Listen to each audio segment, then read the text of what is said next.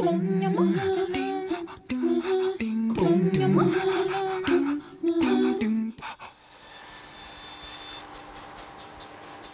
avez toute cette grande partie ici qui est une loupe d'olivier. On le reconnaît tout à fait particulièrement avec ces petits picots et cette forme de veine circulaire. Donc ça, on le retrouve sur l'arbre. Ça forme en fait une espèce de boule sur la surface de l'arbre. C'est une espèce de malformation en fait, finalement de l'arbre. Et quand on tranche à travers cette boule, on retrouve ce veinage qui est tout à fait exceptionnel. À Tourette-sur-Loup, Guillaume Dubosc travaille le bois d'olivier, dans l'atelier où travaillait déjà son père. Je suis grandi dans ce petit village de Tourette-sur-Loup, dans les jambes et dans les genoux de mon père, en général, la plupart de mon temps, dans l'atelier où il travaillait le bois d'olivier. J'ai appris ce métier, le contact avec le bois qui est si particulier, et puis lui-même m'a enseigné toutes les petites astuces et les petits secrets pour plus tard, éventuellement, en faire mon métier. Mon père, lui, a commencé à travailler le bois d'olivier quand il avait 17 ou 18 ans, en voyant un artisan sur la place Godot, à Vence, en train de sculpter le bois. C'est le gel de 1956 et la mort des oliviers qui a provoqué l'apparition d'une matière première abondante. Un bois très dur, difficile à travailler, mais rapidement à la mode. Dans les années 60 et 70, on trouve un peu tout et parfois n'importe quoi. Aujourd'hui en France, seule l'excellence permet d'en vivre. Guillaume est labellisé entreprise du patrimoine vivant. Voilà, donc on retrouve bien l'écorce sur le pourtour. Une partie très claire dans le bois d'olivier qui s'appelle l'aubier, qui est une partie blanche, et ensuite la veine qui représente la plus grande surface de l'olivier, et c'est la partie la plus intéressante bien sûr. Moi je me voyais bien tout simplement reprendre la facilité, aller dans l'atelier de mon père, reprendre l'atelier, apprendre les techniques, et puis lui-même m'a dit non, il faut que tu apprennes les choses comme il faut, faire une école d'ébénisterie où tu vas apprendre vraiment la façon de faire, les techniques anciennes du travail du bois en général. Et ensuite, à ce moment-là, une fois que tu auras ces bases, on travaillera ensemble et je t'apprendrai le travail du bois d'olivier, qui lui, par contre, ne s'enseigne pas à l'école. C'est vraiment des techniques très particulières.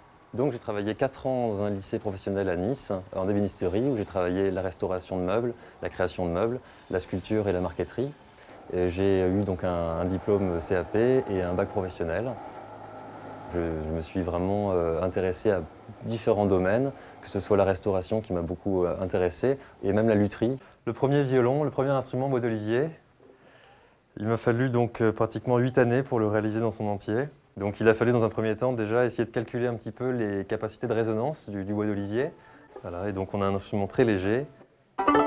Bien entendu, je n'ai pas attaqué ce travail tout seul. J'ai été conseillé par un luthier qui est à Cannes, Nicolas Chassin, qui m'a prêté ses outils, qui m'a guidé pas à pas. Il y a à peu près 80 ou 100 pièces de bois, on ne s'en rend pas bien compte, pour un poids qui est inférieur à 1 kg. La table d'harmonie, par exemple, est en épicéa, pour pouvoir parfaitement transmettre les vibrations des cordes dans la caisse de résonance, pour être ensuite amplifiées. Le chevalet est en érable. Voilà, ce sont les 2 seules pièces qui ne sont pas en olivier. Toutes les autres pièces sont en olivier.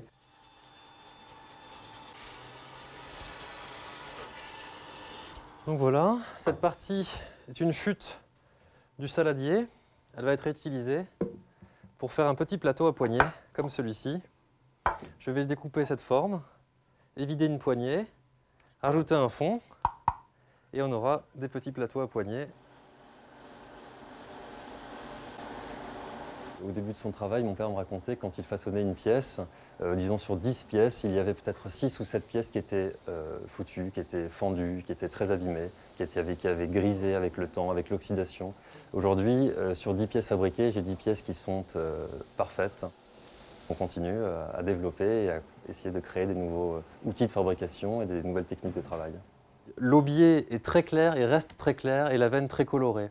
Voilà, c'est une technique unique qu'on a dans notre atelier. C'est un savoir-faire qui s'est acquis au fil des expériences et des années de pratique. Puisque imaginez, il faut 3 ans de séchage pour terminer une pièce. Donc quand on fait un nouveau modèle, il ne faut pas être trop impatient. Il faut prendre le temps de le regarder vieillir et s'affiner avec le temps. De tous les artisans encore en activité, je suis le plus jeune. Donc c'est sûr que très rapidement, malheureusement, je serai le dernier artisan du bois d'olivier. C'est un métier exigeant, et puis très difficile parce que la matière première est difficile à obtenir. On revient de plus en plus à des matières naturelles. Je pense qu'on commence à en avoir assez des matières qu'on jette, des produits qu'on jette. Voilà, moi je fabrique des objets qui sont utiles et qui sont surtout très durables. Je restaure par exemple des saladiers que mon père a fabriqués il y a 30 ans. J'essaie de toucher une clientèle un peu plus luxueuse, ce qui va me permettre certainement de développer l'activité d'autres produits et voilà, d'autres marchés. Je pense que tout seul, ce sera difficile de pouvoir fournir la marchandise. J'aurai besoin d'aide, à l'atelier en tout cas. Un détail, un bonus émission, des coordonnées, un commentaire, rendez-vous sur le site de Parcours de Vie.